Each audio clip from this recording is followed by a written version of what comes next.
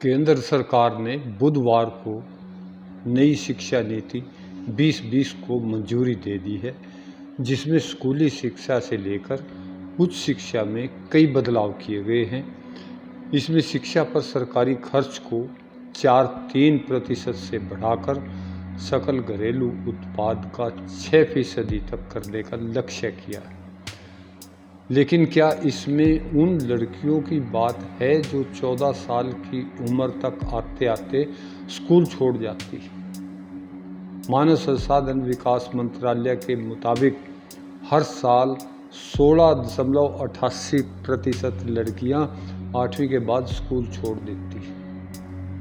इनमें से कई लड़कियां कम उम्र की शादी करने के लिए मजबूर की जाती हैं।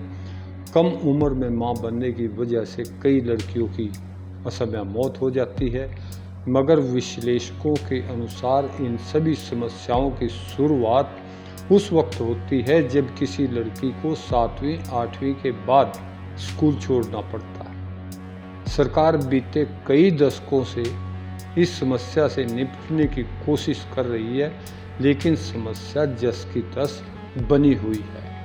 संसद को शिक्षा का अधिकार कानून में संशोधन करके इस नीति को उसका हिस्सा बनाना होगा, जिससे अपने अधिकारों का उल्लंघन होने पर वे अदालत की शरण में जा सकें।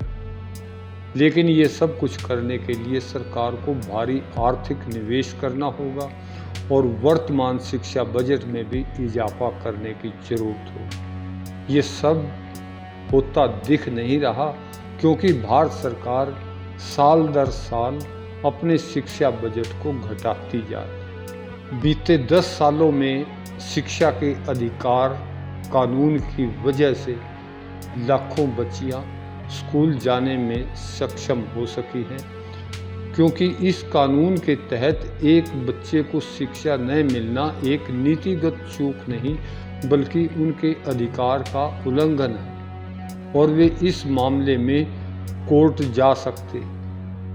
देश की अदालतें इस अधिकार का इस्तेमाल करने वाले कई बच्चों की मदद कर चुकी हैं। दिल्ली हाई कोर्ट में ऐसे ही बच्चों के केस लड़ने वाले अशोक अग्रवाल मानते हैं कि उनके लिए इस नीति का कोई मूल्य नहीं। वे कहते हैं, मेरे लिए ये नीति शब्दों की जादूगरी से अधिक कुछ भी नहीं, क्योंकि अगर इस नीति में आरटीई कानून को संशोधित करने की बात की गई होती तो बेहतर होता।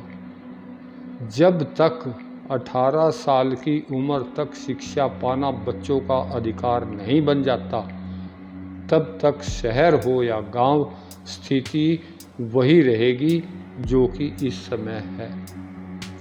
किसी को कुछ देने से ज़्यादा सार्थक उसे वह पाने का अधिकार देना होता।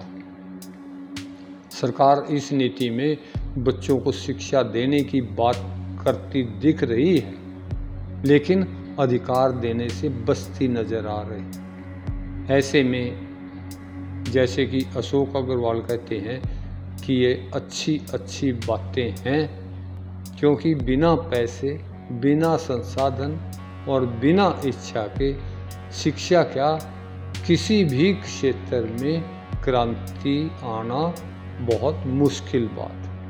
बहुत शुक्रिया।